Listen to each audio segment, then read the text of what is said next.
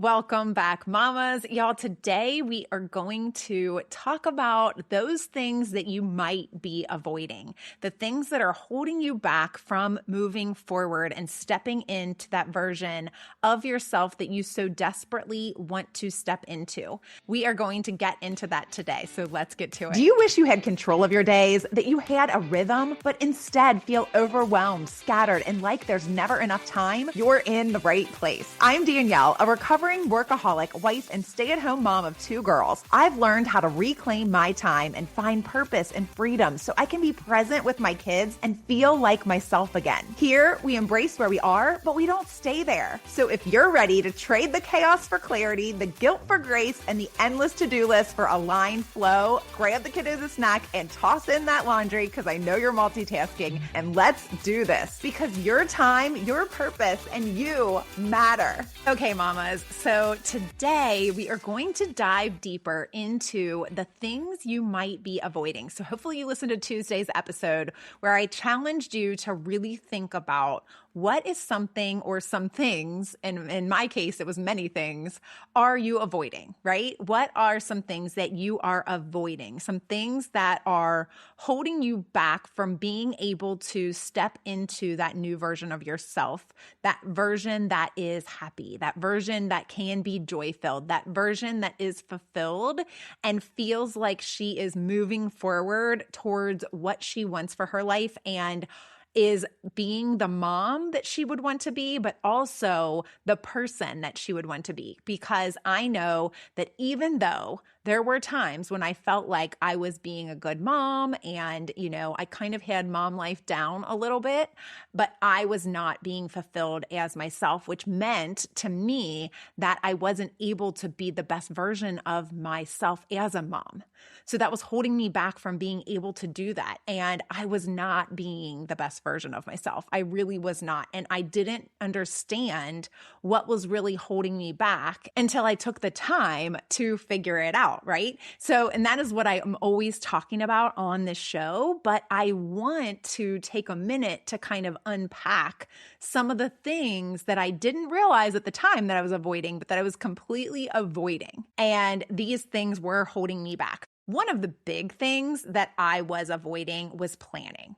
I always thought that I just had too much going on. I was too busy to be able to plan my schedule.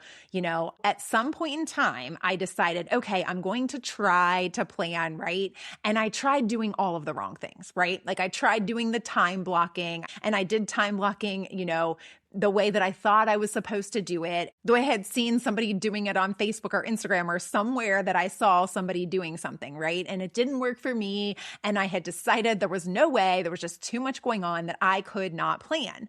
But that was just a lie I was telling myself. It was a lie I was telling myself. It was just, I had to figure out the way to plan for myself. So I was avoiding planning because I thought it was this big, scary thing that would inevitably lead to me feeling bad about myself. But actually what happened was when I started to plan, that was what gave me the power to be able to step into the best version of myself because I was planning. I had prepared for things, right? I've always been a person who prepares, but I had never really thought of myself as a planner. And I had a quote that I wanted to share with you that I found that I don't know who said this quote, but I thought it was funny given today's topic. It said, sometimes the hardest part of planning is admitting what you've been avoiding. Admitting what you've been avoiding, because sometimes we don't want to admit that we had been avoiding, like in my case, cleaning, and we haven't been avoiding different things that we were avoiding, and we didn't want to plan them because then we knew we would have to do them, right? Like if you plan it, then you've got to actually do it. So the planning is super important. I've had so many episodes on planning, and I have tons towards the beginning of the year usually, but I really am a big advocate for planning, but the way that I do it might be a little unconventional to some, right? But it works for me. And I feel like it works for busy mom life, right? It's not something where I sit there and plan out every hour of every day because that would not work for a busy mom, right? We never know what's going to go on from day to day. For me, something else that I was avoiding was cleaning, right? Like I hate to clean. And I always thought that my house was too big. You know, we tell ourselves all of these lies that we can't do this because we are too busy, because kids, create so much mess and that my house will just never be clean, right? It's like I felt like I was always cleaning, yet I felt like my house was never clean. And I just would tell myself that it wasn't going to be clean. So why bother cleaning it, right? But the problem is that when you don't have like a routine or when you don't plan when you're going to clean, then it becomes a problem, right? If you don't have systems in place, if you don't have, a time to do the cleaning, then you tend to avoid it if you're anything like me because we hate it. And then nothing ever gets clean in this big cycle or circle, right? It's like that with a lot of things that we're avoiding. Another thing that I was avoiding was telling someone that I was feeling this way, right? I was pretty much through my depression before I told anyone that I had been depressed. Right? I had been depressed and I pulled myself out of it because I had a lot of tools, because I had a lot of resources, because I have a lot of family support. And even though I wasn't telling anyone, I was a little bit leaning on the people in my life to support me through my depression. And it was not healthy, right? It was unhealthy to keep all of those feelings in. I don't know. I felt very guilty and shameful that I was feeling these feelings, that I wasn't happy, that I really thought that I had everything that I wanted, right? I, on paper, wanted to be at this stay-at-home mom. I wanted to have this family. I wanted to do all of these things and I had them. But for some reason, something was still missing and I didn't know what that was. And I was trying to fill the void with all of these things, except for with what I should have been doing, which was getting still and getting clear. But instead, I was avoiding. And there is a quote that I found that says, avoidance doesn't protect you, it imprisons you. The moment you face what you've been avoiding, you unlock the freedom to grow. The moment you face what you're avoiding, you unlock that freedom to grow. So when you face that you have been avoiding telling people because you're shameful or you're guilty or whatever it is, it kind of sets you free. And then you're able to grow, right? And if I had told them before when I was actually feeling that way, they could have helped me through it. But when I told them afterwards, it was like this huge weight had been lifted. And then I was able to grow because even though I had moved past the depression, there was something still holding me back. And I think it was really, honestly, the fact that I hadn't been honest and truthful, that no one in my life knew what was going on with me. And so they didn't understand a lot of things that I was wanting to do. One was start something new. And that was another thing that I was avoiding doing, right? It was another thing that I was avoiding doing. I was avoiding starting something new because I was afraid of what other people would think, what other people, even those close to me, right? Like even like my immediate family members, like my husband or my mother and father and my mother-in-law and people around me that I knew cared about me. I was still afraid of what they would think and that they wouldn't be supportive and they would judge what I was doing because I had said that I wanted to be the stay-at-home mom, but at the same time, I wasn't happy with just being a stay-at-home mom, right? Like I was like, I need something else for me. And in reality, I don't know if anyone did judge me, but it didn't matter, right? Like they might have judged me, but I honestly believe they supported me through it. They didn't really judge me. And once they understood what was going on, because I don't think it was until I started something new was when I told my mom like what I had been going through as far as the depression and all of that and how I was feeling and how I needed this. And once I told her that, she was so unbelievably supportive. I have a quote I want to share with you from Alex Hormozy that says, "The biggest risk to your future isn't your competition. It's the distractions you insist on keeping in your life rather than doing the things you know you should be doing but aren't." We know. That's the thing. We know there are things that we should be doing, but we aren't doing, right? We may not know exactly what those things are, but we do know. We feel this stirring. We know that there are things that we should be doing that we aren't doing, things that we're avoiding. And we're essentially keeping ourselves busy with all of these distractions and all of these things that we think or we thought might keep us happy, but we now know are not keeping us happy. And yet we still keep doing them. And we are worried about what other people might think or say or do if we do this, that, or the other thing. And this quote uses competition, but I really feel like you could say comparison as well, like other people's opinions and things like that. The biggest risk to your future is not what other people are thinking about you or doing or saying. It's on the distractions that you're insisting on keeping in your life instead of focusing on what you know that you need to be focusing on. You know for you that maybe what you're doing isn't traditional. Maybe what you're thinking about doing isn't the way that your mom did it. It isn't the way that your sisters did it. It isn't the way that your best friend did it. It isn't, it isn't the same. And you think that these people might judge you. And so you're keeping yourself busy with all of these things that are not fulfilling. They are not what's important to you and your family. They are not, but you keep filling your life with them. And so I have an episode on boundaries. That's another thing that we avoid doing is setting boundaries for ourselves and setting boundaries around our time and our energy and just what we need to do and what we need to have in order to have like a healthy home, in order to have a healthy well-being, mental state of mind, in order to have what you need to have in your life, but you need to set up some boundaries. You may need to make some people a little uncomfortable. There may need to be some of that in order for you to get what you want. But first, one of the things that you also may be avoiding is slowing down and getting still and trying to figure out what is that's important to you. What is it that you need in your life? What are your core values now?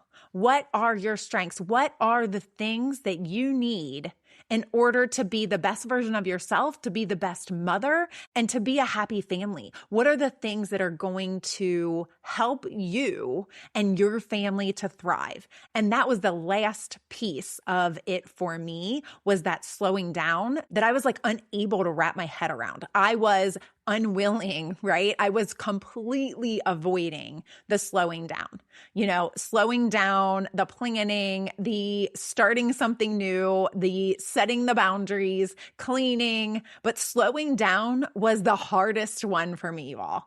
It was the hardest one for me because even when I started taking the time for the figuring things out, I still struggled with being able to take the time consistently, right? There's a Bible verse, Psalms 46 verse 10, that says, "Be still and know that I am God." But there's another version of that when I read it, I was like, oh my gosh, it's the New English Translation. And it says, he says, "Stop your striving and recognize that I am God."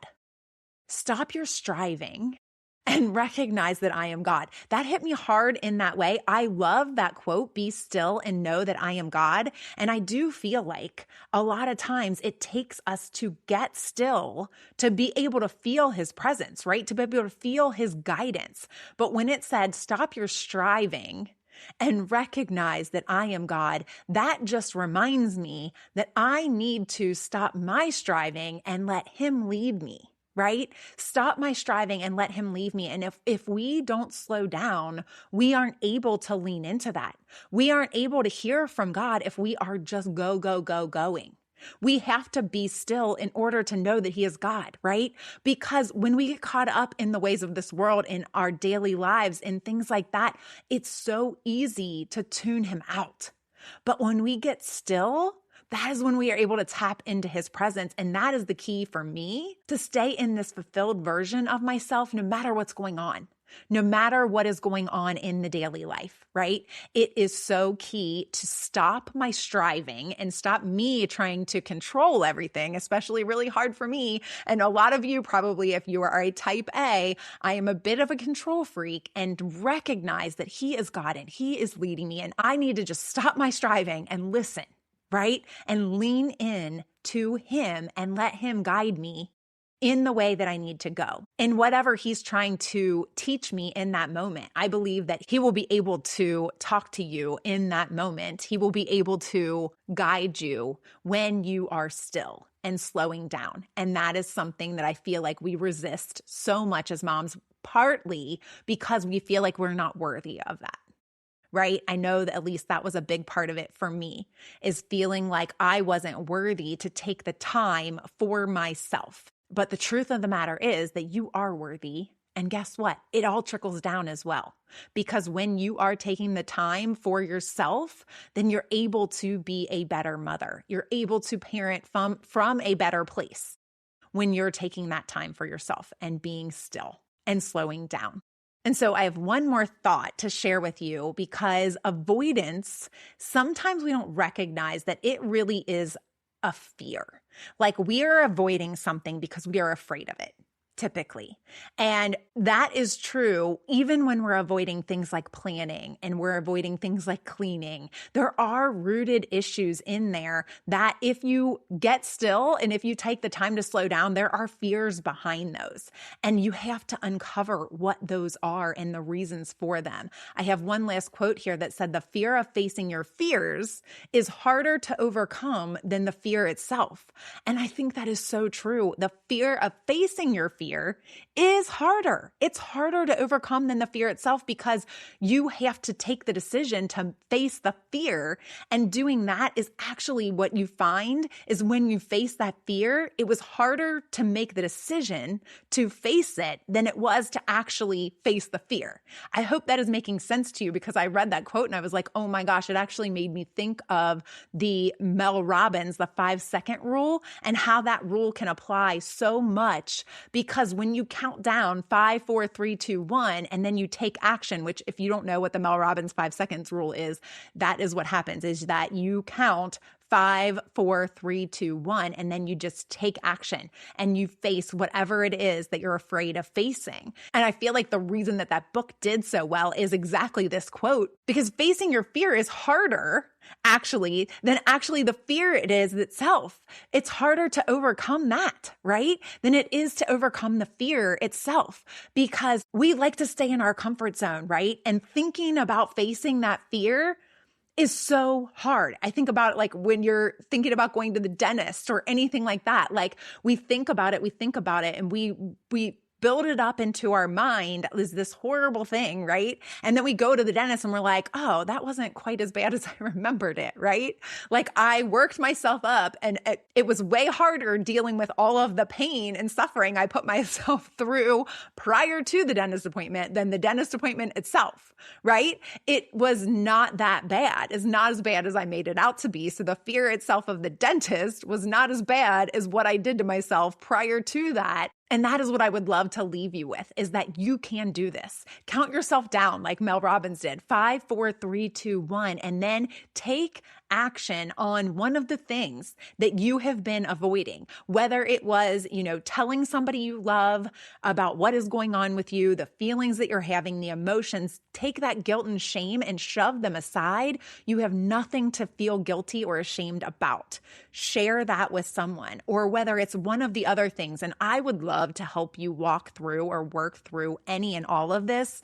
I've actually extended my sale, because if you didn't hear on Tuesday's episode, I am celebrating my anniversary. So the sale is on through this weekend. You will be able to still get that $20 off of a call with me. And also you will be able to take advantage of 3 calls, which I usually only offer 1 call for $47, but you could get 3 calls for $97 if you act before the end of this weekend. So my Monday, the 8th of June, this sale will be over. But until then, you can get 1 call for $27 or 3 calls for $97, which would typically run you $141. Okay. So go take advantage of it. Prioritizewithpurpose.com. I would love to help you walk through all of these things. You are not alone. You are not crazy. You are not invalidated. You are validated in all of your feelings. And I know, because I've been there, I've walked through it, and I would love to help you do that as well. And I'll see you here next week. I hope you enjoyed today's episode, Mama. If so, please leave a review on Apple Podcasts and then hit share and send this to a mom who needs this in her day. I'll meet you right back here next week. Keep smiling, y'all.